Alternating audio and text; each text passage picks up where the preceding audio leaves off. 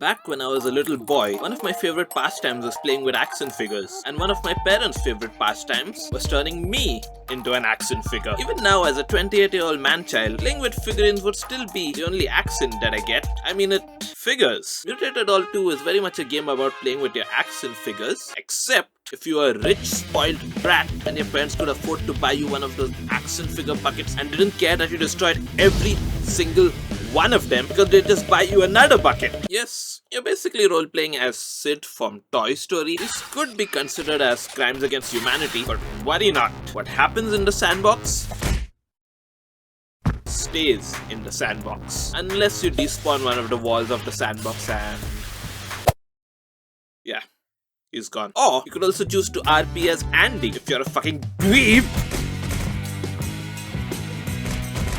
Which I am, actually. It's okay, it's just a flesh wound, you'll be fine. Mutilate 2 was created by Finnish game developer Dasrava back in 2013. Some say that he's still creating it to this very day. No, but seriously, almost 10 years later, it still gets free updates every few months. There's a staggering 2,000 items that can be spawned and used in game. This game is not biologically a dough, yet somehow it manages to give you a real bang for your buck.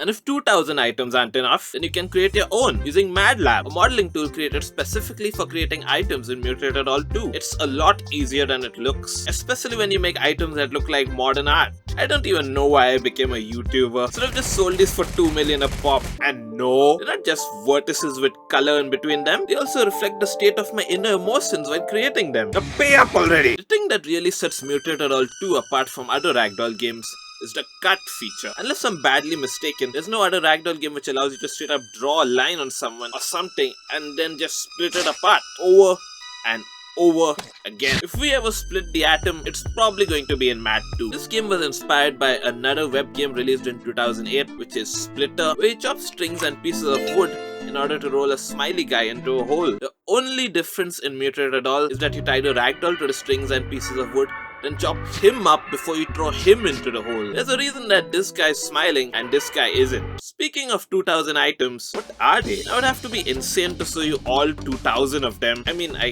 kinda am, but I'm also kinda lazy too.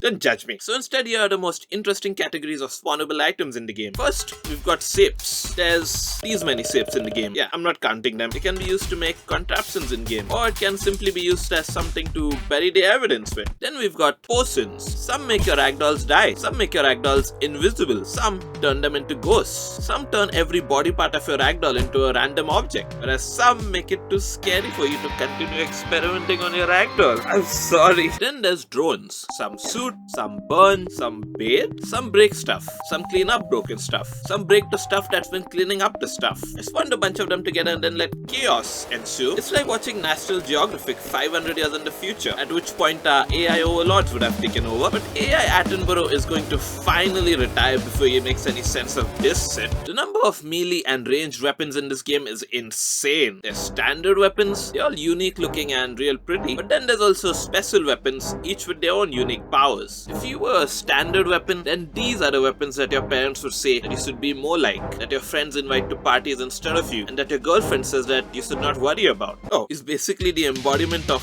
Thor in a sword? So what? I'm a banana knife. I've got my own appeal, so it's easy to fall for me. Know your worth, kings. When it comes to ranged weapons, even if you're not using something unconventional like the furniture launcher, which is basically a tiny freight truck, you can still make your regular weapon special by either changing the sound it makes while firing, changing what the bullets do on collision, and most importantly, changing the size of the bullets. This gun doesn't use magazines. It uses the entire Encyclopedia Britannica. Besides guns, you can also apply certain powers to standard melee weapons as well. Of course, you can make your melee weapon fire bullets though. Does life feel too dark for you? Or is black just simply not your color? Then worry not, you fucking racist. You can change the color of the background or even change the map. Amongst many options, there's a cave, a city, a desert, a jungle, the North Pole, and even your ragdoll's own personal tiny little planet. What if we spawn a whole bunch of them here? This gives a whole nother meaning to we only have one planet. Besides natural environments, there's also a whole bunch of man-made ones included as well, like the bar, the trench, the boxing ring, etc. There's also a kitchen for all the girls and boys who want to be chefs when they grow up, and grinder for all the men and women who have an interest in spinning machinery. Besides all that, the map settings also allow you to change the size of the lab. You've got regular, wide, tall, mega, giga, and quite large sizes to choose from. It's kinda nice that telling your ragdoll that he'll never amount to anything isn't the only way to make him feel small. This game has over 70 powers to play and mess around with. There's bees, fire, a black hole, an icicle strike. They're protesting for better conditions. Working in a literal cave all day must not be very fun. Lava, anti-gravity, the mutator, the disintegrator, electricity, portal, and best of all, the tornado! I mean,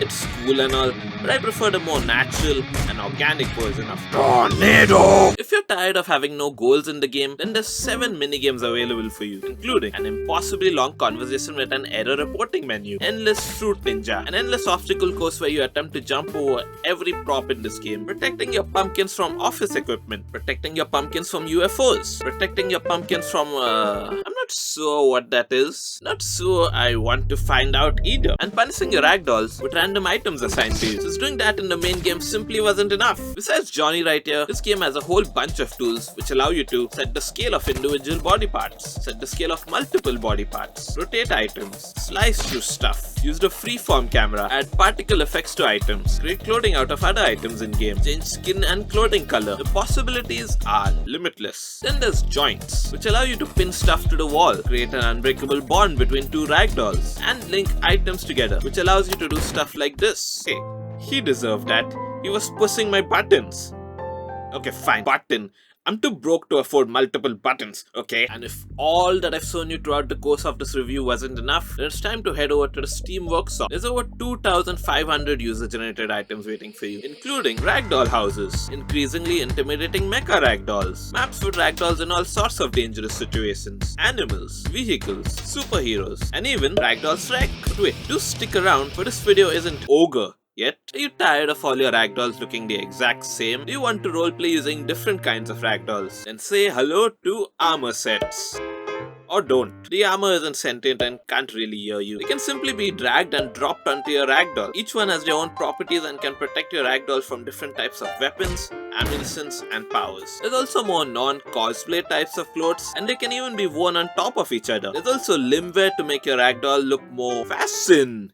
Are you trying to build a home for your ragdoll, or are you simply looking for something to smack him on the top side of the head with? In that case, here are props. There's tons of them, and they can all be used as murder weapons. Yes, even this innocent looking crab toy. Especially this innocent looking crab toy. There's more to props than meets the eye. However, not only can you entirely change the color of stuff, but you can also make props alive. Just so that you can kill them immediately after. Turn them into a grenade. Make them Thanos snap on collision. Make them unaffected by gravity. And make them bouncier than the only type of checks that my broke ass is capable of issuing. And that is bits and pieces of everything that I consider interesting in this game. Would I recommend this game? Well, after everything that I've shown you about it, I'd have to be mad not to. I rate this game Mutilate out of 8. So that's it for this video. This was my first ever review, so if it was horrendously bad, I'm sorry. If you're looking to buy the game, then check out my buying guide that I uploaded just recently. Thank you for watching and goodbye.